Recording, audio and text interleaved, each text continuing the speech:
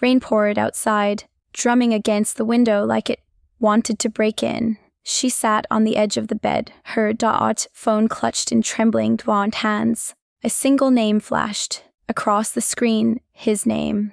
The same name that once promised loyalty, once whispered forever, now glowing coldly in the dim light of her room. Her chest tightened, a storm inside louder than the one outside. She knew something was off the moment she saw him smile at someone else in that picture, lying so effortlessly, pretending the world didn't see. She remembered the nights. She waited, heart pounding, texting him until her thumbs ached only to receive the emptiest replies. "Busy," he'd said. "Busy." The word echoed hollow like a mockery, but she had believed him. Believed that what they had was enough to withstand everything else. Now, the walls around her heart felt thin and the truth bled through every crack. It wasn't just a betrayal of touch or fleeting moments. It was a betrayal of honesty, of trust, of the very foundation she thought existed between them. And the worst part, she had given him everything. Laughter, loyalty, love that burned quietly but fiercely in the shadows. He had chosen comfort with others over her clarity, over her unwavering belief that love shouldn't feel like suspicion. The phone buzzed again. Another message. Her fingers hovered, refusing to open it. The temptation was unbearable. She opened it, not for answers, but because the hurt had become a part of her, rhythm, a silent pulse that wouldn't let her go. "Sorry, don't take it the wrong way." Nothing in those words. Apologize for the sleepless nights, the quiet tears, the hollow dinner she had endured while he worked late. Comfort with others, not honesty with her. It all made sense now. The smiles she had shared with him, the whispered dreams, the promises, they weren't enough to compete with the warmth he sought elsewhere. Flashbacks attacked her relentlessly. The laughter they shared, the soft brush of his hand against hers, the late night drives, with music streaming low in the car, his eyes reflecting. The streetlights like a universe she thought she belonged to. She had thought she was the only one, the chosen one in his chaotic world.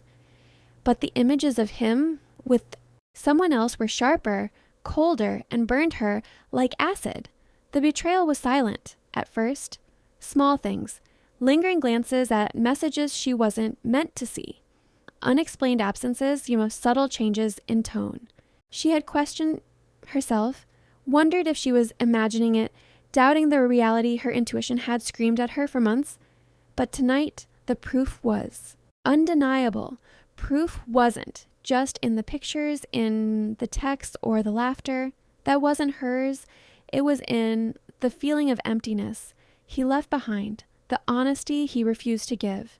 She stood, pacing the room, hands wringing, mind racing. The rain had stopped, leaving a misty chill that seeped through the window, mirroring the icy realization in her heart. Comfort with others, not honesty with her. It wasn't just infidelity of the body, it was infidelity of the soul, of trust, of every quiet moment she had cherished.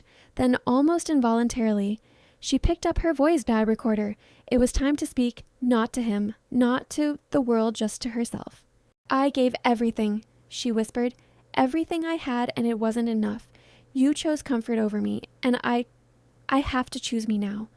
Tears rolled freely, and for the first time in months, she felt a strange kind of liberation.